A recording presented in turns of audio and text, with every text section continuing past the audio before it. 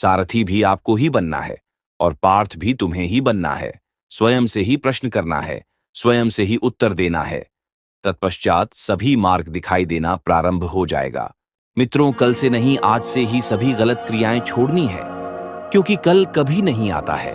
वह कल कब एक सप्ताह, एक माह और एक वर्ष में परिवर्तित हो जाएगा, आपको स्मरण नहीं रहेगा। बस अब बहुत दुरुपयोग कर चुके ऊर्जा का, परंतु अब नहीं। अब इस ऊर्जा को अपनी भलाई के लिए ही उपयोग करेंगे। आज तक आप कुछ नहीं बन पाए, लेकिन अब अवश्य ही बनेंगे। और जो भी कार्य करेंगे उसमें सभी मनुष्य, जीव, परिवार और संसार के लिए हितकारी होगा। अगर कोई गलत कार्य करवाने की कोशिश करेगा तो उस व्यक्ति से दूर हो जाना है। किसी भी वस्तु का लालच नहीं करेंगे, क्योंकि वह आपके लिए शत्रु के समान होगा। वह आपके ब्रह्मचर्य को हानि पहुंचा सकता है और आपके ऊर्जा को भी। आज से ही आपको यह प्रण ले लेना है कि जो भी आप कार्य करेंगे अपने लिए ही करेंगे, किसी पर ध्यान नहीं देना है और हमेशा ध्यान प्रभु पर ही रहेगा।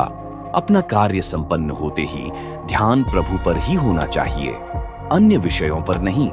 प्रभु का नाम स्मरण से बुद्धि को स्थिरता प्राप्त होती है, क्योंकि जब आप सात्विक भोजन, पौष्टिक आहार का सेवन और नियमित व्यायाम और प्रभु का नाम स्मरण, इन तीनों क्रियाओं को अपने स्वभाव में निरंतर बनाए रखते हैं, तो आपको हमेशा उच्चतम विचार आने लगते हैं। सारा भय समाप्त हो जाता है। जो व्यक्ति अपने इंद्रियों को नियंत्रित कर लेगा, वह इस ब्रह्मांड में कुछ भी प्राप्त कर सकता है। बस अपने आप को नियम और अनुशासित करना होगा। आप खुद ही विचार कीजिए, अगर आप अपने आप को नियम से चल रहे हैं तो आपको कहीं भी नियम पालन करने में कठिनाई नहीं होगी, क्योंकि आपका स्वभाव ही ऐसा बन जाएगा। अगर आप ब्रह्मचर्य को धर्म मान रहे हैं तो आपको शारीरिक और मानसिक रूप से स्थिरता प्राप्त होगी। अगर आप विषयों के सेवन को धर्म मानते हैं तो आपको बहुत सी कठिनाइयों का सामना करना पड़ सकता है।